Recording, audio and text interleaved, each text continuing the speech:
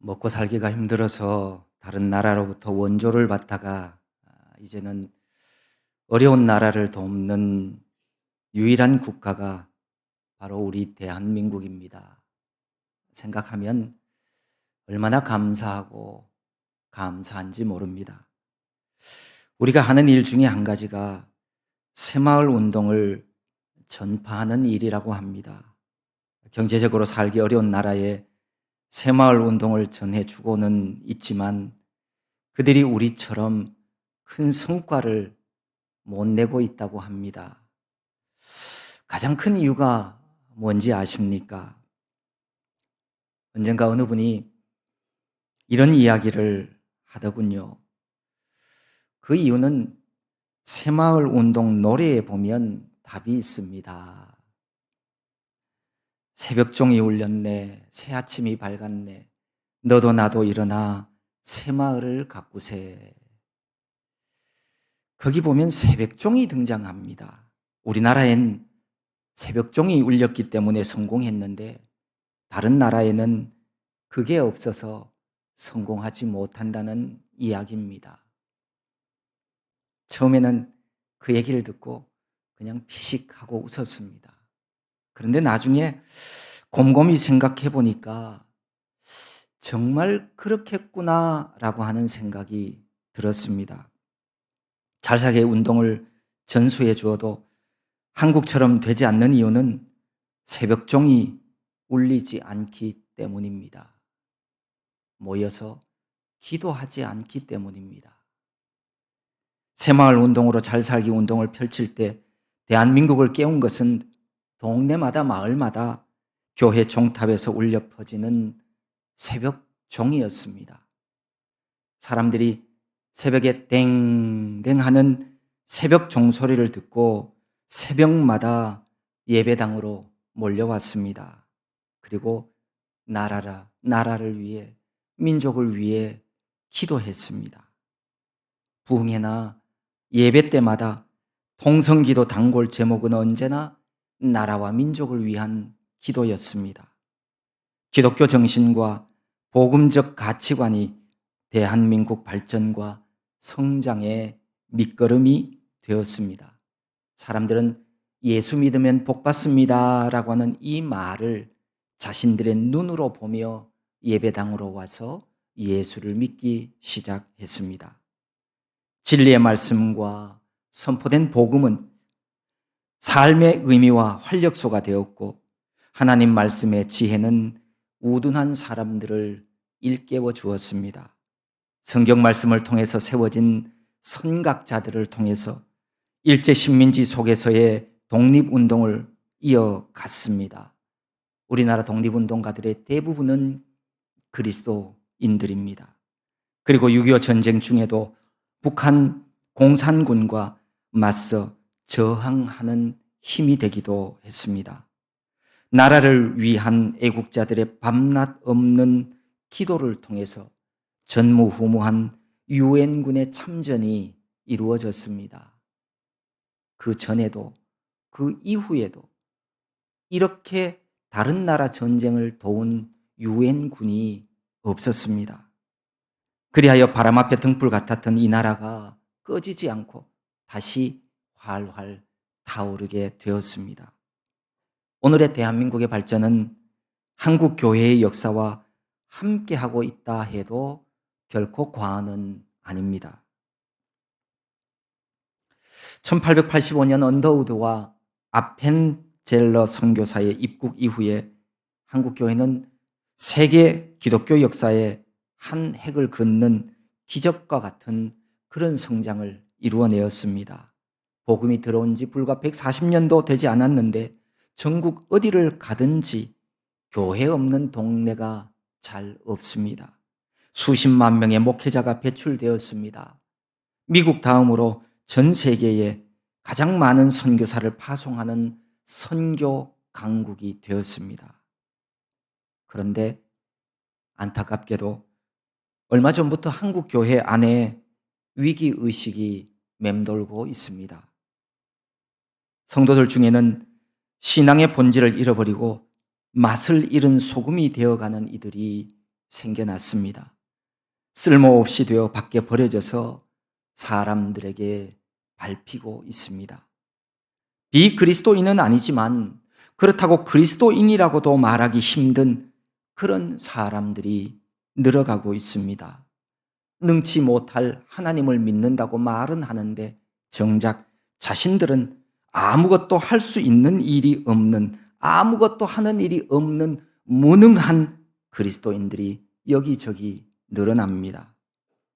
물론 그렇지 않고 건강한 신앙인, 살아있는 믿음의 길을 걸어가고 있는 이들도 많이 있습니다. 교회 지도자들조차 지치고 상처받아 아파하며 할 수 있으면 빨리 은퇴하기를 원하는 경우도 늘어납니다. 어느 목사님 말씀처럼 스스로 바보로 살겠다고 결심하지 않고는 목회자의 길을 갈 수 없습니다. 우리나라의 큰 시대적인 변화의 획을 긋는 일은 주 5일제가 본격적으로 시작된 2004년입니다.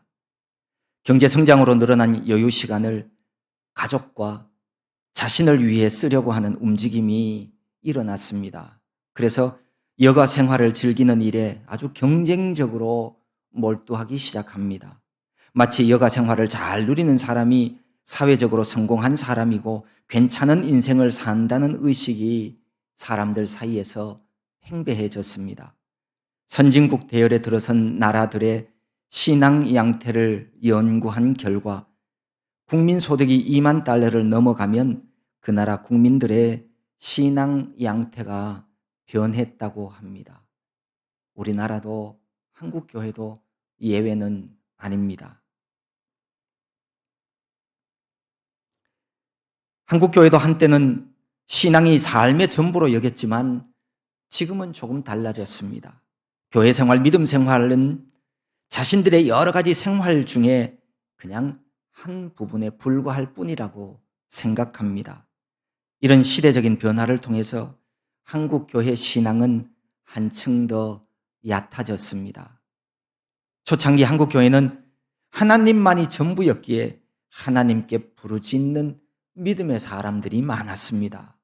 소나무 뿌리가 뽑힐 정도로 간절히 매달려 기도했던 신앙이었습니다. 밤을 새워가며 철야 기도하고 식사를 끊으며 금식 기도도 했습니다. 하나님 뜻 이루기를 원했고 어떻게 해서든지 주님 앞에 한 발짝 다가서기를 원했습니다. 하지만 하나님 은혜로 이제는 먹고 살만해지니까 주님의 몸이라 말하는 교회에 대한 헌신과 충성도 사라져 갑니다. 주일 성수를 목숨처럼 소중하게 여기지도 않습니다.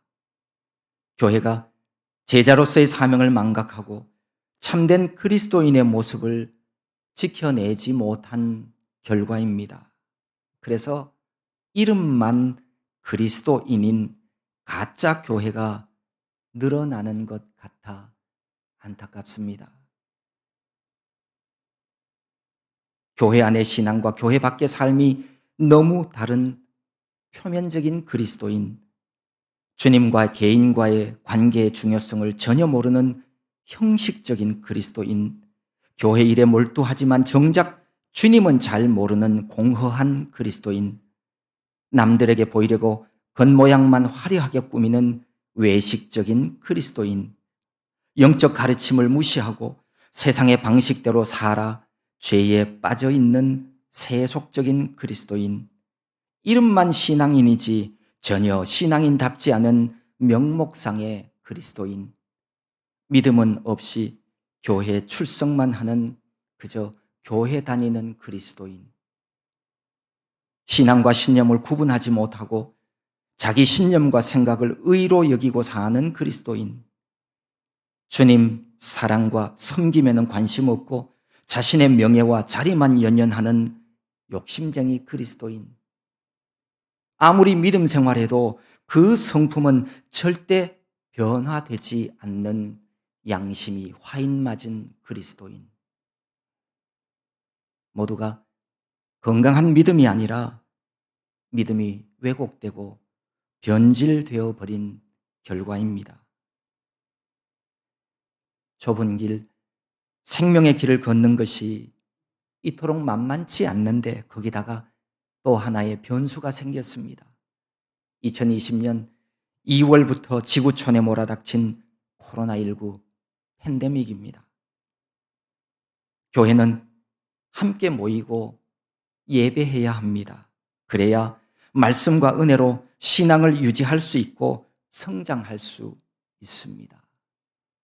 내가 믿음 없는 이유는, 내 믿음이 성장하지 않는 이유는 모이지 않고 예배하지 않아서 그렇습니다.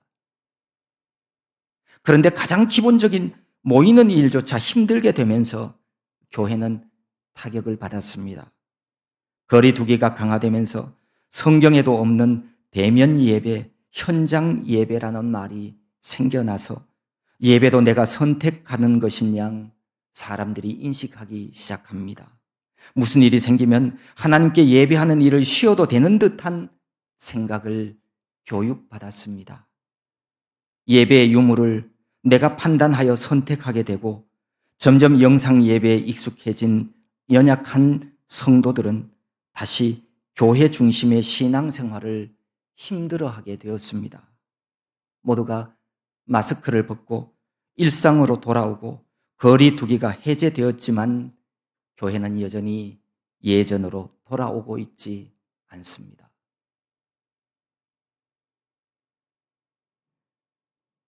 사람의 삶을 움직이는 마음속의 생각과 신념을 가리켜 가치관이라고 합니다.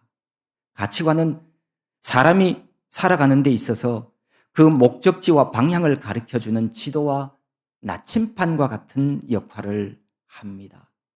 사람은 누구나 자기 가치관대로 살아가는 존재입니다. 이런 측면에서 보면 지금 우리 교회 위기 문제는 기독교 가치관이 흔들리고 있다라고 볼 수 있습니다. 그리스도인이란 성경의 가르침을 따라 기독교적인 가치관으로 살아가야 하는 존재입니다. 그런데 기독교적 가치관을 잃어버리고 세속적 가치관에 도전을 받으며 휘청거리고 있습니다. 교회는 그리스도의 사랑과 섬김을 실천하면서 사회의 올바른 방향을 다른 이들에게 제시해 주어야 합니다. 그러함에도 개인 경건 생활도 없고 하나님과의 인격적 교제도 없으니 빛과 소금의 역할은커녕 자신의 신앙 지켜내는 것도 힘겨워하고 버거워하고 있습니다. 성령님으로 충만하여 신령한 가치관을 유지하고 있어야 했는데 그러지 못하자 어느새 세상의 가치관이 우리의 몸속을 지배하게 되었습니다. 내가 곧 길이요 진리요 생명이라고 예수님은 말씀하고 있지만 많은 그리스도인들이 선뜻 그 길로 들어서지 못하고 있습니다. 교회는 사람을 살려내는 구조선이어야 하는데 지금은 오히려 구조받아야 될 그리스도인들이 많아 보입니다. 교회를 흔들고 신앙을 위협하는 대표적인 이 시대의 가치관을 말하라고 한다면 포스트 모더니즘을 꼽을 수 있습니다. 포스트 모더니즘, 포스트라고 하는 말은 뭐뭐 후에, 다음에 그런 말이고요. 모더니즘이라고 하는 말은 근대주의 혹은 현대주의라는 말이죠. 그래서 모더니스트 그러면 현대주의자, 현대적인 사람 뭐 그렇게 쓰입니다. 탈근대주의라고도 하는 이 포스트 모더니즘은 모더니즘이 내포하고 있는 이성중심주의에 대해서 근본적인 회의를 가지고 기존 사회의 주류였던 이성이나 합리성이나 근대성 등으로 대표되는 이 모더니즘을 해체하려고 하는 사상적 경향성으로 이해하시면 됩니다. 우리 인류 문명은 산업혁명을 거쳐오면서 과학적인 지식을 토대로 20세기까지 발전해 왔습니다. 거의 모든 분야에서 보편타당한 질서와 법칙들을 세워서 준수하며 기준 삼고 나왔습니다. 그런데 이제는 전통적으로 축적되어 온 기본적이고 보편적인 도덕 룰들을 거부하거나 무시하는 분위기가 세계 곳곳에 뿌리내리고 있습니다. 포스트 모더니즘은 한마디로 그건 당신 생각이고 내 생각은 달라. 이런 상대주의적인 그리고 자기중심주의에 기초한 시대의 흐름을 말합니다. 이런 분위기는 절대적 가치나 진리를 찾지 못하게 합니다. 사람들 각자의 자기 마음에 맞는 대로 법을 만들고 그것이 옳다고 여깁니다. 다수의 의견으로 소수 의견을 묵살하기도 하고 소수 의견을 존중해야 한다는 명분으로 정말 어처구니 없이 없는 터무니없는 주장을 용인하기도 합니다. 문제는 오늘날의 이런 시대 흐름과 사상은 사람들로 하여금 무엇이 진리인지 무엇이 바른 길인지를 알지 못하게 혼탁하게 만든다는 것입니다. 마치 사사시대처럼 사람들이 자기 소견에 옳은 대로 행했다는 말씀과 아주 유사한 시대입니다. 사사기 21장 끝에서 하나님은 이렇게 말씀합니다. 그때 이스라엘의 왕이 없으므로 사람이 각각 자기의 소견에 옳은 대로 행하였더라. 사사시대나 지금이나 타락한 인간이 진리를 외면하고 각자 자기 소견에 옳은 대로 행하면 그러면 그 결국은 결국 망하는 겁니다. 멸망밖에 없습니다. 기존의 가치체계, 도덕, 윤리, 종교 등을 거부하고 각자의 생각과 만족을 중요시하는 지극히 개인주의적인 성향을 갖게 만드는 이런 시대 속에서 성도들이 하나님의 한 분을 주인으로 섬기는 신앙을 지켜낸다는 것 정말 어려운 일입니다. 이런 시대 사조가 오늘날의 물질주의와 세속주의, 쾌락주의, 이기주의와 맞물려서 하늘 소망 가지고 좁은 길을 걸어가는 성도들조차 주저앉게 만들고 흔들리게 만들고 있습니다. 바로 지금 우리가 기독교적인 가치관을 바르게 정립하여서 성경적 가치관으로 바르게 생활하지 않으면 교회도 가정도 희망이 없습니다. 이후에는 사람이 감당하지 못할 재앙과 위기가 불어닥치게 될 것입니다.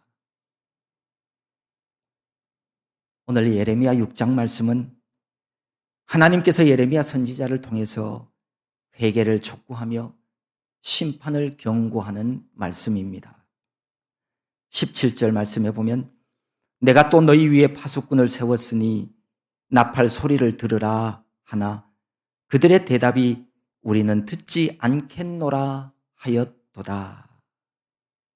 하나님은 자기 백성의 멸망을 결코 원하시는 분은 아닙니다. 그래서 백성들이 반역과 불순종의 죄악에 빠질 때마다 파수꾼이라고 일컬어지는 선지자들을 세웠습니다.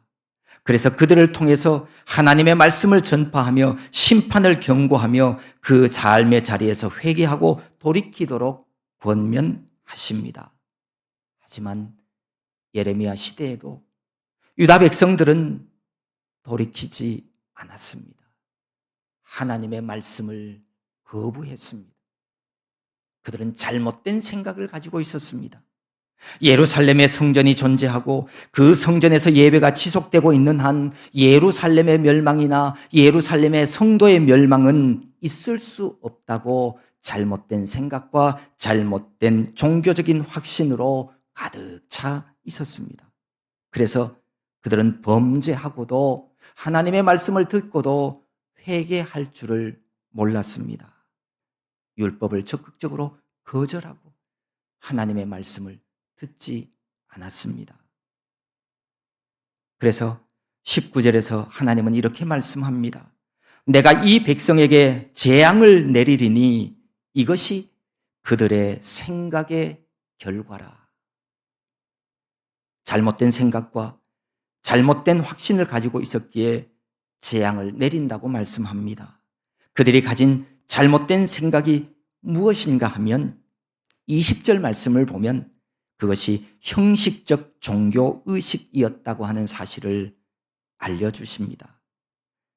시바에서 유향과 먼 곳에서 향품을 내게로 가져오면 어찌함이냐? 나는 그들의 번제를 받지 아니하며 그들의 희생 제물을 달게 여기지 않노라. 여기 있는 유향, 향품. 당시 유향은 아라비아 시바에서 가져온 것이었고 향품은 먼 나라 인도에서 가지고 온 아주 고가의 귀한 물품들이었습니다. 하지만 아무리 값진 예물을 하나님께 가지고 와도 말씀 순종이 없는 예물과 예배는 하나님이 받지 않겠다는 말씀입니다. 우리가 여기 주일 이 시간 여기에 나와 하나님 앞에 예배하는 이 시간, 이 한 시간이 얼마나 귀하고 귀한 시간인지 모릅니다. 세상에 어떤 일을 한다고 하더라도 여기 있는 우리보다 더 위대한 일을 하는 사람은 없습니다. 그런데 예배의 자리에 있다고 해서 그게 다는 아니라는 말씀입니다. G.K. 체스터턴이라고 하는 사람이 이런 이야기를 했습니다. 차고에 세워져 있다고 해서 자동차가 되지 않는 것처럼 교회에 간다고 해서 그리스도인이 되는 것은 아닙니다. 교회에 다닌다고 다 그리스도인이 아닙니다. 그리스도를 인격적으로 만나지 않으면 진정한 그리스도인이 될 수 없습니다. 하나님은 우리의 삶과 예배자의 마음을 헤아리시는 분입니다.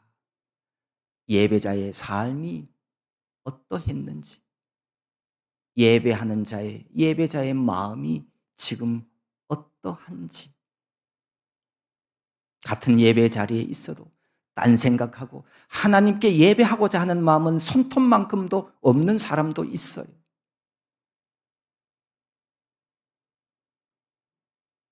기뻐 받으시는 예배자도 있지만 결국에는 마지막 날에 재앙 아래 놓이게 되는 사람도 있다는 말씀입니다. 이 말씀은 우리의 예배가, 예배 행위가 아무런 소용없다거나 무용지물이라고 하는 말은 아닙니다. 참된 예배자라면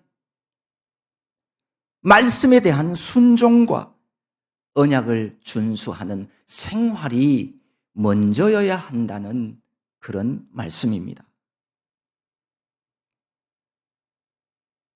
우리가 행복하기를 원하고 우리가 잘 되기를 원하시는 오직 아버지 하나님, 그 하나님은 오늘 16절에서 예레미야를 통해서 분명한 하나님의 뜻을 밝히십니다. 너희는 길에 서서 보며 옛적 길, 곧 선한 길이 어디인지 알아보고 그리로 가라. 옛적 길로 다시 돌아가면 재앙이 아니라 너희 심령이 평안을 얻을 것이라고 하나님은 분명하게 말씀하십니다. 옛적 길이란 예전에 이스라엘의 믿음의 선조들이 순수하게 하나님을 믿고 순종하며 살았던 선한 길을 말합니다. 성경 원어에는 옛적 길이라고 하는 말을 올람이라고 하는 단어로 기록하고 있습니다. 하나님은 안식과 번영의 길을 제시하시지만 유대 사람들은 이를 거부하고 멸망과 죄악의 길을 선택했습니다. 우리는 그리로 가지 않겠습니다. 회개하지 않고 옛적 길로 돌아가지 않으면 멸망한다고 21절에서 하나님은 다시 한번 말씀하십니다. 우리 인생들이 평강을 누리는 길은 옛적 길로 돌아가는 것뿐입니다. 진리는 오직 한 길뿐입니다. 절대 진리를 부정하는 포스트 모더니즘이라고 하는 거대한 시대 흐름 속에서 어떻게 믿음을 지켜야 할까? 어떻게 목회를 해야 할까? 아름다운 교회 한 사람 한 사람이 복음을 증거하며 한 사람의 낙오자도 없이 어떻게 하면 하나님의 나라 천국에 들어갈 수 있을까? 주님 재림하시는 그날에 한 사람도 예외 없이 다 주님의 혼인잔치에 참여할 수 있을까? 고민하고 고민했습니다. 그러다가 작년에 한 세미나를 참석했습니다. 우리 통합교단에 소속된 선배 목사님도 이런 고민 속에서 기도하면서 이렇게 목회하고 있다면서 세미나를 열었습니다. 같은 고민을 가진 목회자들을 향해서 이제는 이 길밖에 없습니다. 라며 호소했습니다. 그래서 우리 교회도 올 하반기인 7월부터 함께 동참하려고 합니다. 바로 성경 153 올람 운동입니다. 올람이라고 하는 말은 16절에 나왔듯이 하나님께서 그리로 가라고 하신 옛적 길의 히브리어 원어 단어입니다. 올람은 하나님의 원래 계획으로서 우리가 걸어가야 할 옛적 길 곧 선한 길을 말합니다. 하나님이 옛적에 주신 길이란 곧 모세를 통해서 주신 하나님의 말씀을 의미합니다. 출애굽하여 건져낸 백성, 구원받은 백성에게 주신 하나님의 말씀. 너희들이 구원받아 하나님의 백성이 되었으니 이제는 하나님의 말씀대로 살아라 라고 하시면서 주신 말씀을 의미합니다. 다시 말해 하나님의 백성이 살 길은 말씀밖에 없다는 겁니다. 그래서 말씀으로 돌아가야 합니다. 성경 153이란 성경 전체에서 153개의 핵심 주제를 건져 올려서 그 말씀을 먹고 그것으로 살고 그 정신을 실천하며 진짜 그리스도인으로 살아가자는 의미입니다. 부활하신 주님께서 153마리의 물고기를 잡게 하심으로 좌절에 빠진 제자들을 회복시켜 주시고 새로운 사명을 허락해 주신 것을 의미합니다. 이 의미에 따라서 초대교회 당시에는 물고기가 그리스도인을 상징하는 기호로 사용되기도 했습니다. 성경 153 올람운동은 거대한 세속 시대 풍조 속에서 성경의 153가지 핵심 주제로 말씀 선포를 하여서 기독교적인 가치관을 지켜내자는 그런 운동입니다.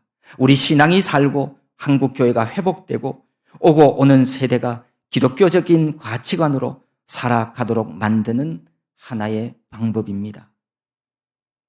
우리가 살아가는 이 세상이 어떻게 변화하든지 교회 위기 극복의 방법과 회복의 길은 하나님께만 있습니다.